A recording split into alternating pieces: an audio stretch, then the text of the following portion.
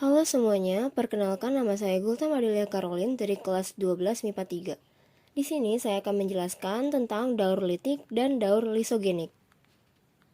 Yang pertama ada daur litik. Daur litik adalah siklus replikasi virus di dalam sel inang yang mengakibatkan sel inang hancur dan melepaskan virus-virus yang baru.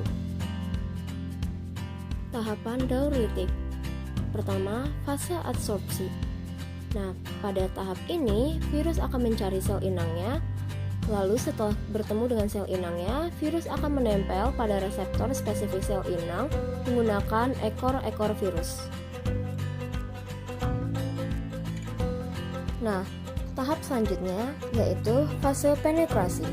Setelah virus menempel pada sel inang, virus akan melubangi membran plasma sel inang menggunakan enzim seperti lisozim pada bakteriofag dan virus akan masuk ke dalam sitoplasma. Virus akan menginjeksi asam nukleatnya ke dalam sel inang. Tahap selanjutnya yaitu fase replikasi. Pada tahap ini, virus akan melumpuhkan sel inang, lalu virus akan mengambil alih proses metabolisme sel inang. Virus akan melakukan penduplikatan dengan menggunakan asam nukleat dalam tubuhnya. Lalu, fase sintesis.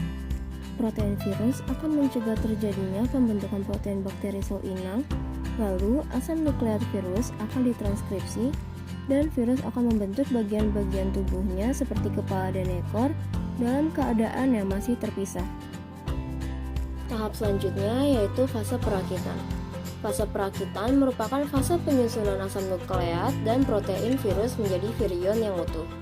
Virion menjalani proses pematangan menjadi fag virus dewasa yang dilengkapi dengan kepala dan ekor. Terakhir, terjadi fase litik, di mana sel dinding kemudian dipecah oleh enzim virus. Akibatnya, semua virion dewasa terlepas ke sekelilingnya dan kemudian menginfeksi bakteri baru untuk bereplikasi kembali. Lalu, daur lisogenik. Daur lisogenik adalah siklus reproduksi atau replikasi virus yang tidak menyebabkan kematian sel inang pada akhir prosesnya. Berikut adalah tahapan daur lisogenik. Pertama, fase adsorpsi. Nah, pada tahap ini, virus akan mencari sel inangnya, lalu setelah bertemu dengan sel inangnya, virus akan menempel pada reseptor spesifik sel inang menggunakan ekor-ekor virus. Selanjutnya, fase penetrasi. Virus akan menginjeksi materi genetiknya pada sel inang, dan virus akan menempel pada bagian usus dalam sel inang. Nah, DNA ini disebut DNA provirus. Selanjutnya, fase replikasi. Ketika DNA sel inang melakukan replikasi secara langsung, profag pun akan melakukan replikasi. Dan ketika sel inang mengalami pembelahan, dua sel inang yang mengandung profag tersebut juga ikut mengalami pembelahan.